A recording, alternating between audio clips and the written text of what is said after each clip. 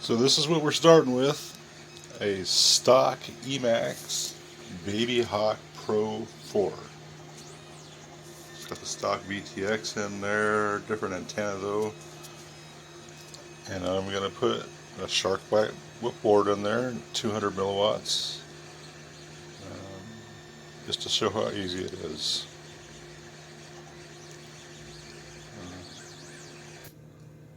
So this is the BabyHawk Pro disassembled.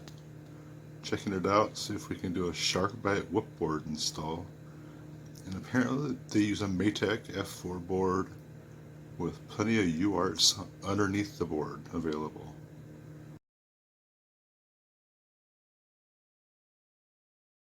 So looks like a good starting point. Let's see what happens. So here's the pile of stuff waiting for the transplant.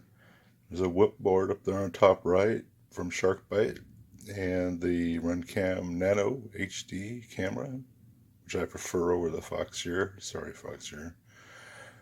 And a Ghost Atto Duo to replace the, what I think is some kind of XM Plus or something in there. But why not while I'm in there? So, okay, so the first thing you want to do is figure out which free UARTs you want to use. I've chosen UART 2 and UART 4. So we put a little flux on there, and we're going to tin these. So we can use one of the UARTs for our ghost system, and the other one we're going to use for the SharkBite system. So that's ready to go. So next step. Okay, so the next step is to pre-solder tin these 4 pads on the SharkBite VTX. All it is the power and a receive and a transmit pad. There's not a whole lot to it. You know, always make sure your iron is nice and shiny. Good transfer there. So just a little blobber.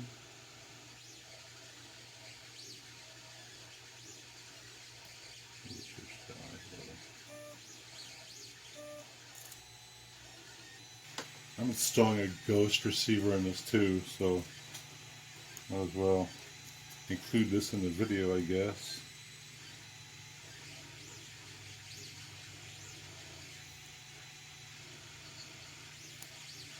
Yeah, just watch till that stuff flows onto the pad and walk away. More than a couple, 3 seconds and you're too much. Always keep your tip clean. Use either a wet sponge or a Brillo pad thing.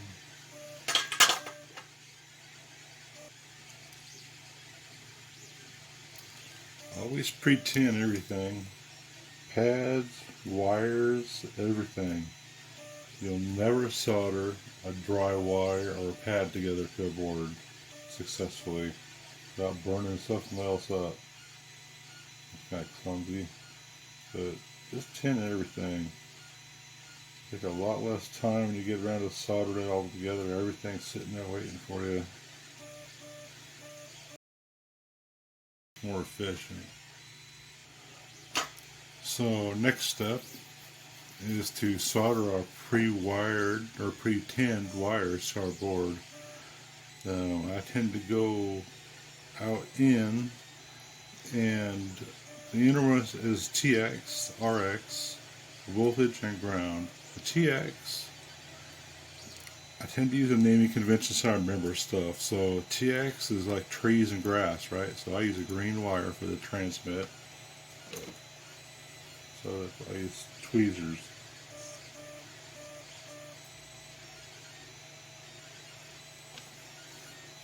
And then R is for rivers and water, right? So I use blue or bluish.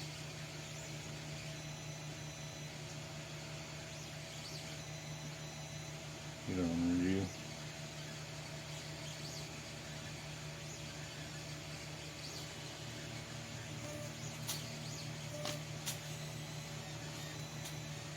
It's a perfect example of me trying to solder a wire on there that I forgot to tin. That's a good life lesson there. Let's try the other side.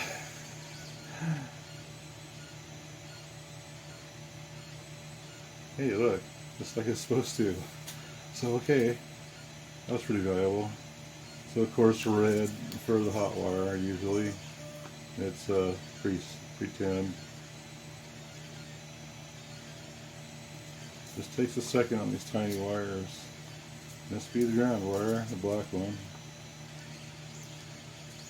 Keep your hands sitting on a bench or something, or a box. Whatever it takes to keep them steady. Okay, so there's that down. Next. Okay, next up is that tiny little Atto receiver, which probably not be used, but it's just negative on the outside.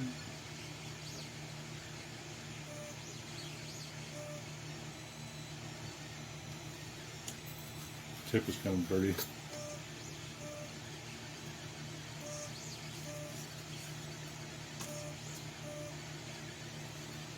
Positive.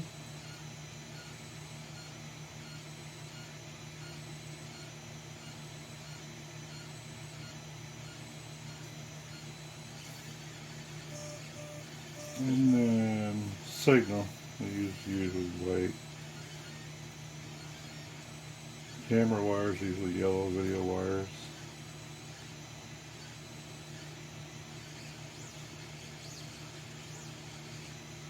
Melt that right on there. Bam. Almost looks professional. Next. Okay, since I'll be taking using the ghost receiver, I'll be taking out this thing is here. I guess that was Fry Sky. There, they got the good solder on here. Damn it. It's no silver solder crap.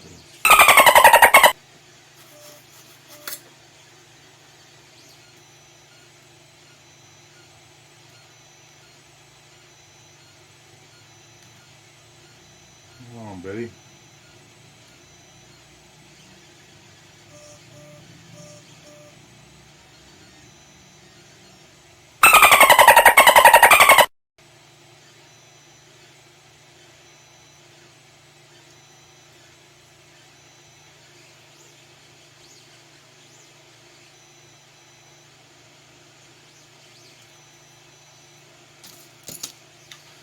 Clean it up a little.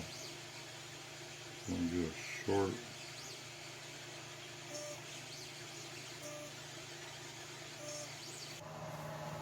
Okay, we don't need the old camera wires. I almost forgot them. Because we're just going to, camera goes straight from the VTX. So, you need to go away, and you need to go away, and you need to go away.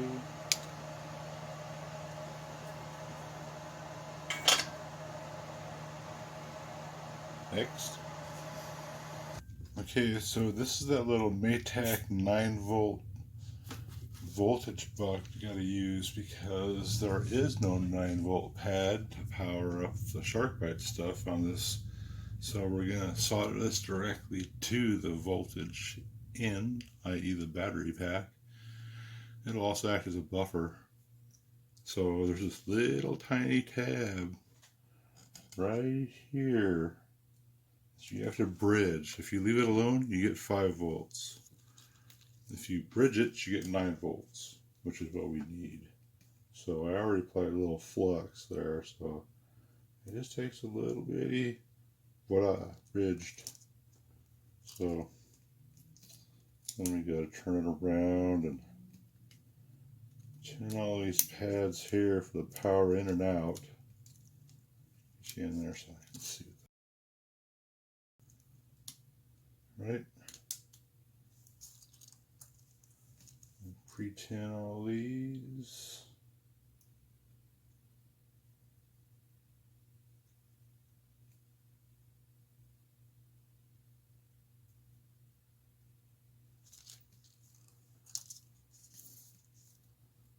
sure our wires are all pre-tinned, and they're not.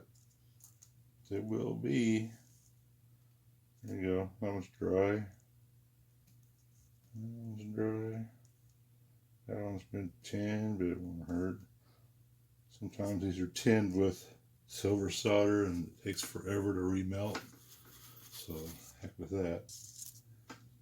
So you check the polarity on this thing, and it says the 2 middle are grounds, and the 2 out are the hot. So that's easy enough.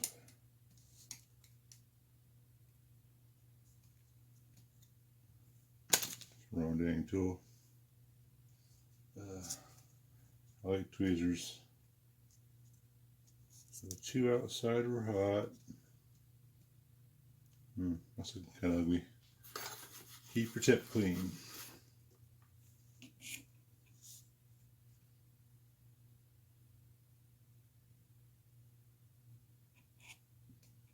Just touch it. Tweezers make things so much easier to use.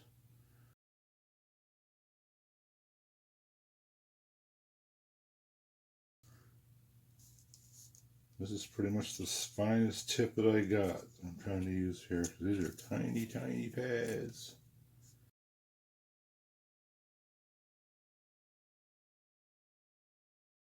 It just takes a second. Last one.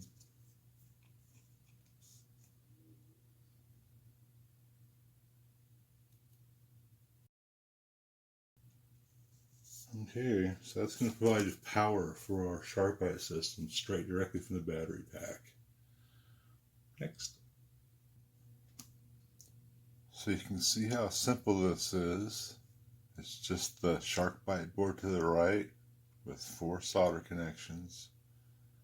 BEC to the center because we need power. There's no 9-volt pad on the existing flight controller. To the left is the Ghost Atto receiver, which you're probably not going to replace. Okay, so the very first thing is to get the ESC, which is the very first board on the stack, loose from underneath the frame. Flip it over so you can access the pads from the board for the positive and negative leads right off the battery, because you're going to solder the input wires here to that, and it's going to drop your voltage down to 9 volts to feed the SharkBite board.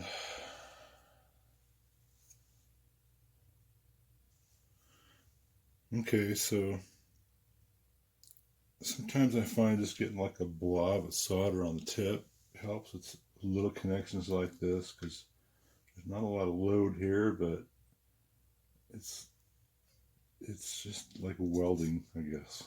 So get that in there, positive. Just melt into that fucking battery lead a little bit. Probably could use some flux. Who cares? Nobody's gonna ever see that joint. But here on this video, I guess. Okay, so maybe get the negative wire here.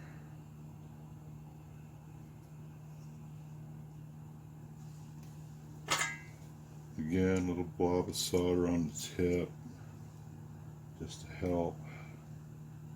It's kind of tough to get in there.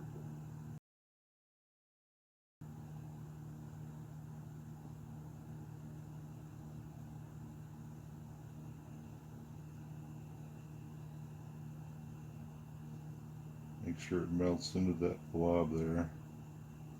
You don't want that coming off. It's all your video feed. So give it a little tug. It ain't going nowhere.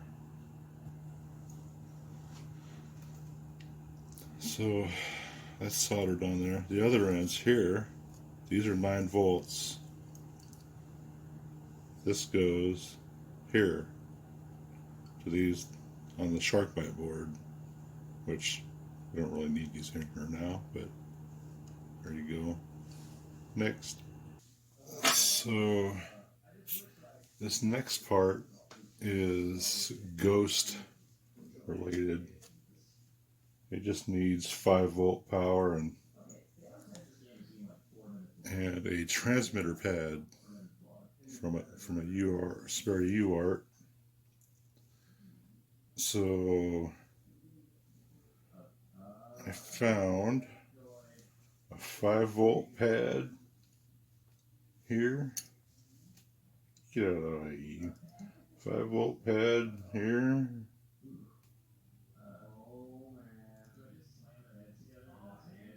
And its associated ground, whatever this stuff was supposed to be used for before.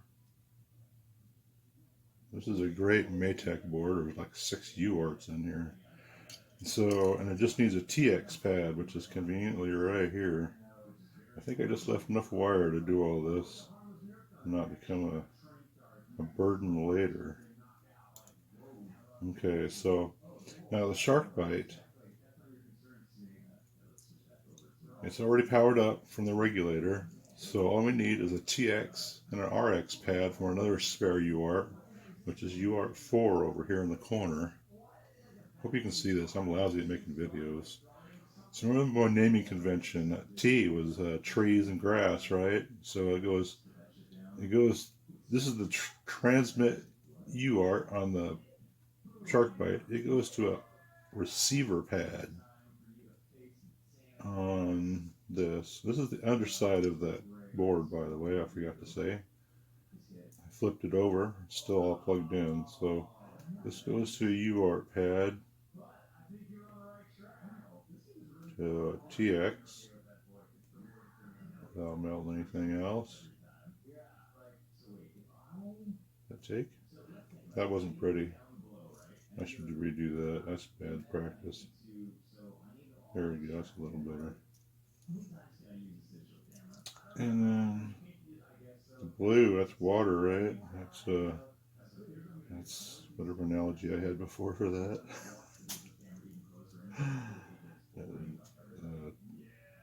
It goes to the TX pad.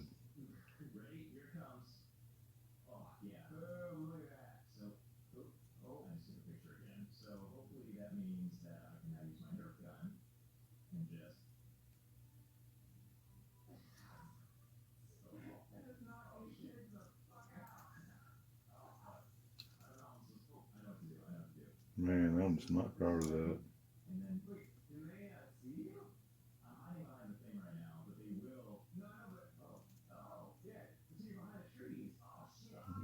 Neither one of you. So I'm gonna edit that part out.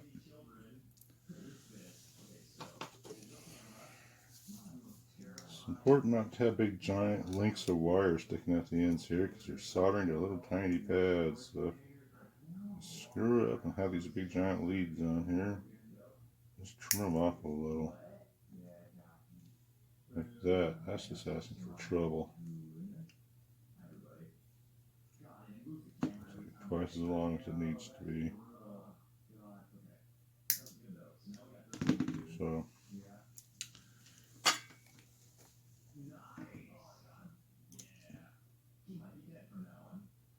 from TX on this SharkBite board to RX on this flight controller. Pardon me, arm's probably right in the way. Because I suck at making videos, I can't plan this stuff with a shit. So anyways, and then the blue one is the RX on the, right, blue, rivers, right, R. And that goes to the TX over here on the flight controller.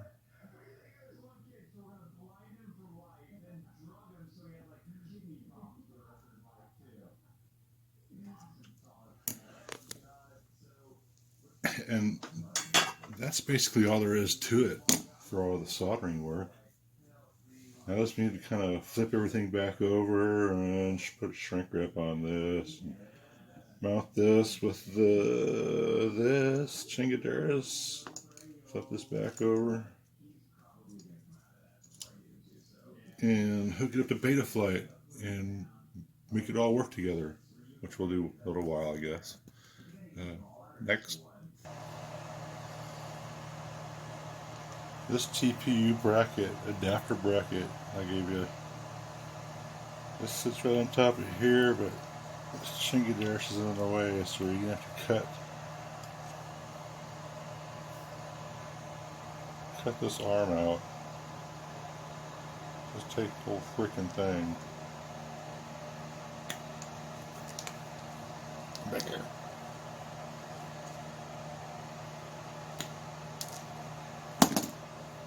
Right, so it just fits over top of this.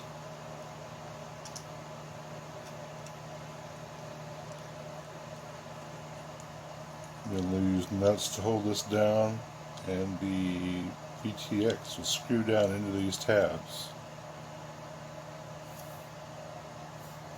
Next. Okay, just getting ready to put this all back together, I wanted to point out that if you forget which way your flight controller was installed previously, you should always take pictures, always. But there's an arrow on here. Every flight controller, well, almost every flight controller, has an orientation arrow on it. It's pointing forward, telling you which way the preferred installation is. That you can change it around if you need to, but that's something you can fix in Betaflight. Although I don't know if you can fix one if it's mounted vertically. Anyways, I'll be back after I do the basic cobbling back together.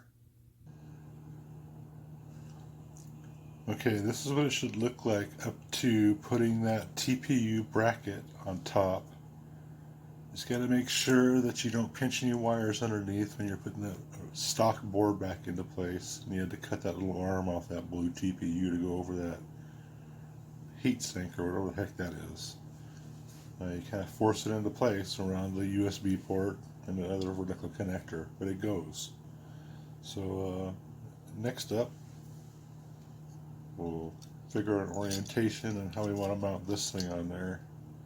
This is the Byte board.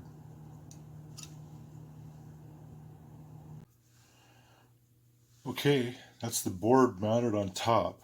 All it took was 4 M2, little short M2 screws, self-tapped into that TPU mount, and it's good to go. Now, I mean, all during construction, you should be doing periodic continuity checks, make sure you didn't have any dead shorts. But now's a good time to do a final one, or almost final one, right here on the power leads for the battery. I mean, that would be bad. And that was a capacitor discharging. That happens quite a bit. But you hit it the second time, no go. That's a good sign. Okay, I'm gonna move on to tidying things up and shrink wrapping things, and I'll show a picture just before I put the canopy on and how we're going to do that. I oriented that board so the connector was off to the side for the updates, because you got to do that periodically. Also, the connector for the antenna, that's going to run back, and this is the connector for the camera. It's going to run forward. We're going to secure this with zip tie across these holes here so it doesn't come loose later. So the antenna will come up and go out the back. Camera cable go out to the camera. Okay, progress check. All I really had to do was add, can you see that? 10 millimeter long, 3 millimeter spacer in the back. It's a 2 millimeter bolt, but 3 millimeter gives you a better footprint. The front stayed the same. Okay, Steve from the future here, trademark JB. You can see I had to add spacers in the front underneath this thing because the canopy mount was interfering with the motor plug on the flight controller. Just had to throw that in there. Disregard all the stuff past this. It talks about leaving that down in the front. Thanks. Just need an adapter for the camera, of course, which comes with the camera. So the MIPI cable and the antenna cable are zip tied to the top of the board. I don't know if you can see that. It's a pretty convenient feature so that it doesn't come loose. So I think I'm going to button it up and see what the heck it is. Ignore all the other stuff hanging down below. That's for my Ghost receiver system. At the Atto. So next step, button her up and take it into Betaflight and do the CLI commands we need to do. Okay, so here it all sits ready, all buttoned up, ready to take in and do Betaflight. And make sure everything is still rotating correctly, etc. All I really did was, beyond putting the SharkBite system in there, was add 10mm standoffs in front and green things, and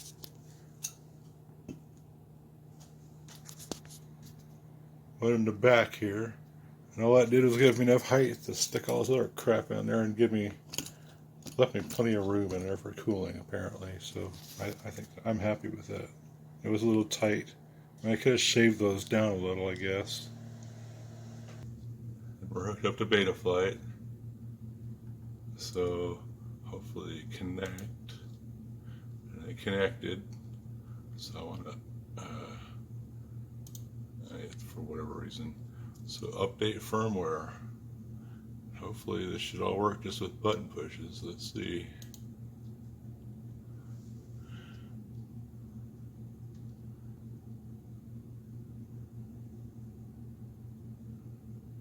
Okay, so it's real important that you get the right target here. All these speed controllers here.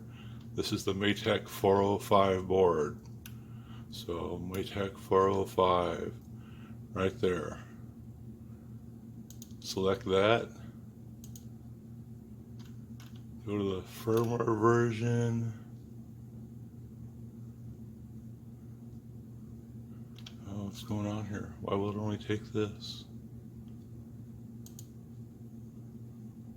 Time out.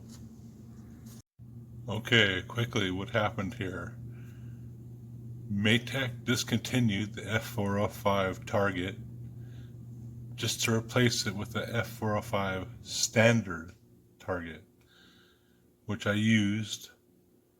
It's on the list and it works. So, which also, once you update, it erases all the motor remapping apparently they had done there that I missed, and probably a bunch of other stuff. So go to either Emacs and get their CLI dump for the BabyHawk Pro, or I can include it. I'll give it to you. Then after you update to Betaflight 4.2.8 minimum, then copy paste that entire CLI dump into the CLI. That'll reset everything to defaults. Okay, just a quick word on doing the CLI commands for restoring all of your Betaflight settings after you update to Betaflight 4.2.8. It's not a big deal. I mean, all you gotta do is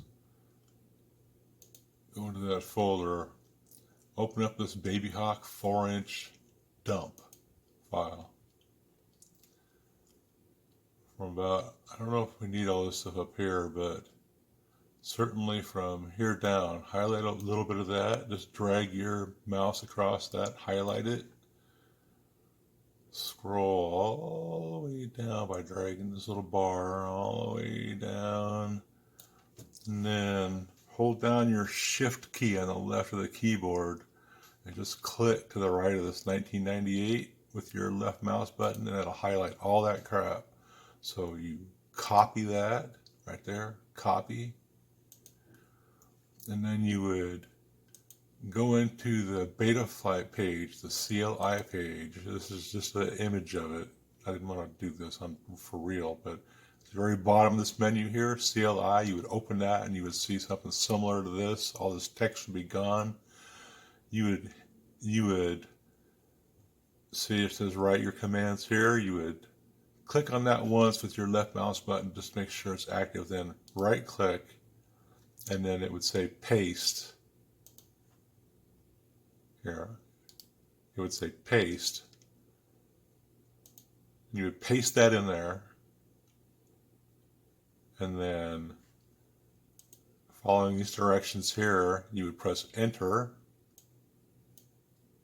Then you would type save, and then you would press enter. And that would restore all your factory defaults to that flight controller, so you can start with other steps.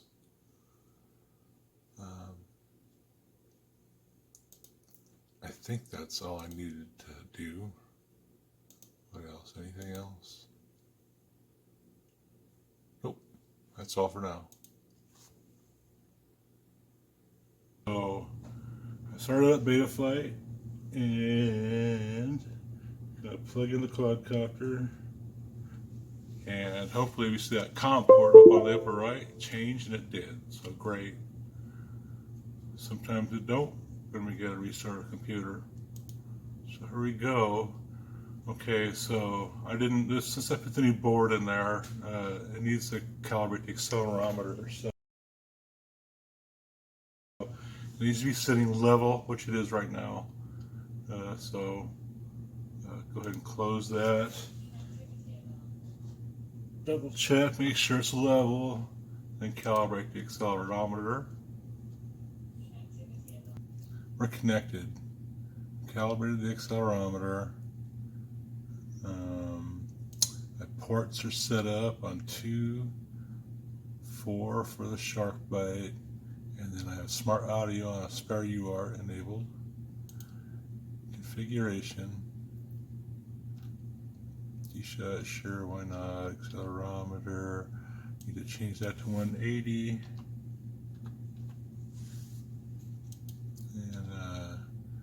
Change this to SRXL2 for my Ghost.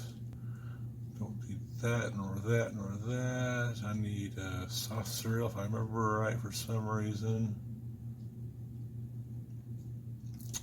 And LED strip I don't really need, but it's there. Air mode always, OSD always.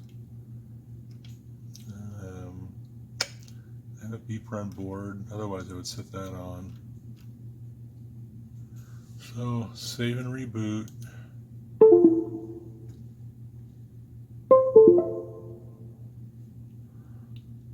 COM3 now, so reconnect. Go down to, let's see, we've been here already, that all looks fine. Don't ever do that. Power and battery, usually defaults are fine. Receiver. Need to plug the battery in, make sure the receiver works.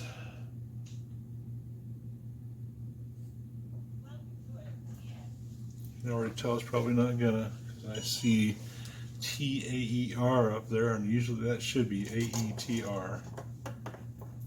So let's plug her in and see what happens. Plug her in and see what happens.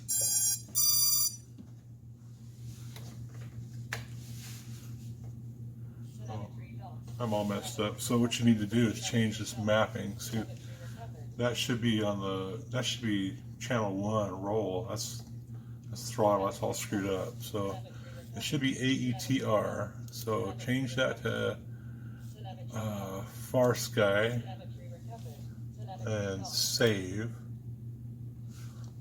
And that should fix everything. So there's my roll sticks working, throttle, pitch, yaw, throttle. That's fine. So that's all working.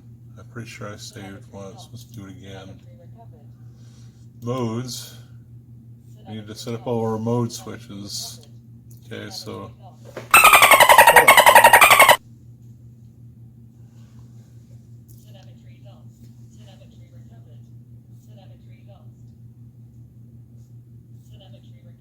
someday I need to put that on a switch. So all you do is go down here, add range, right? You already picked out which switches you want to use. So add range. Oh, I'm sorry.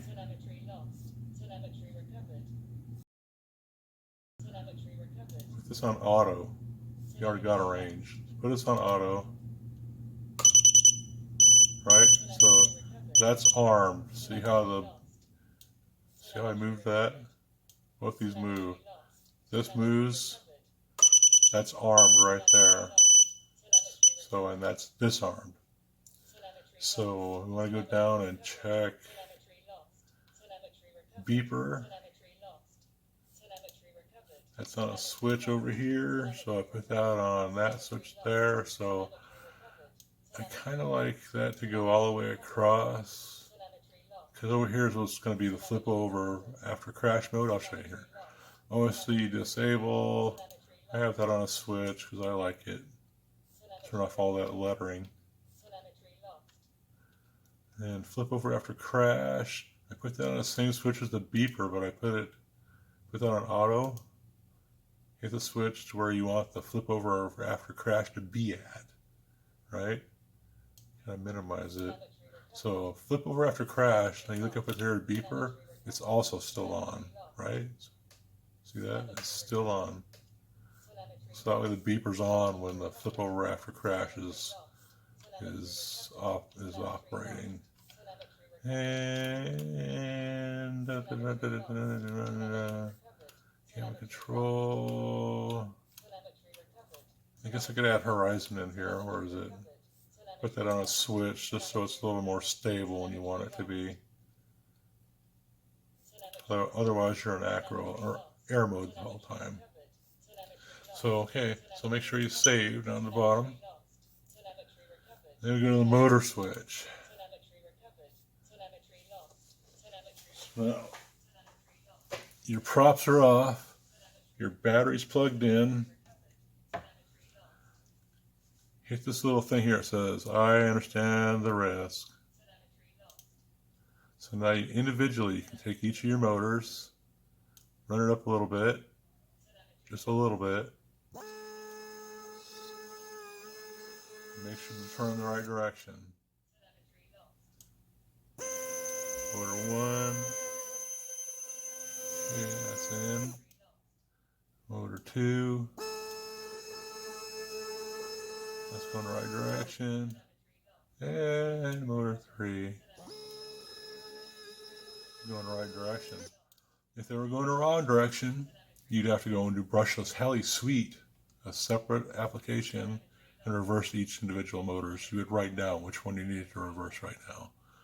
So that's fine. Everything's working great there. OSD, check this out. I want to make some adjustments here. I don't want the current draw. I want to move this battery voltage over here. I don't want the craft name. Timer. Battery voltage. My overall cell voltage. Move down a little bit. I want that. I want my disarmed, so when I know it's just disarmed. The timer here. Then flip over after crash arrow.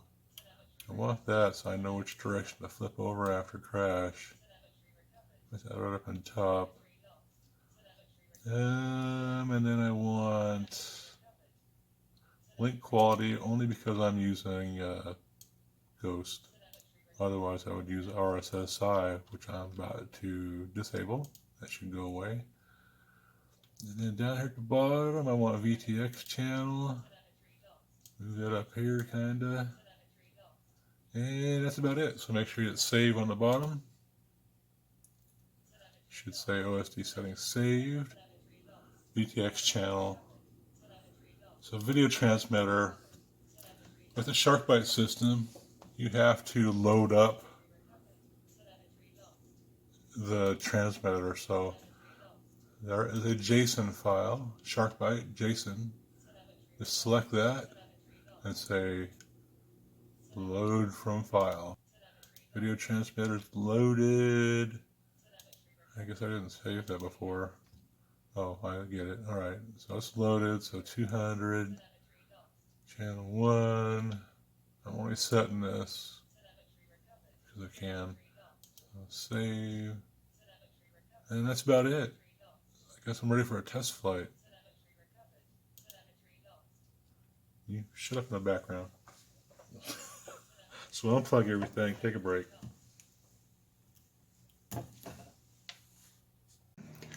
Okay, finished product.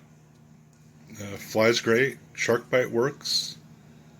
I took care of that rat nest of wiring that was right there before. That was embarrassing.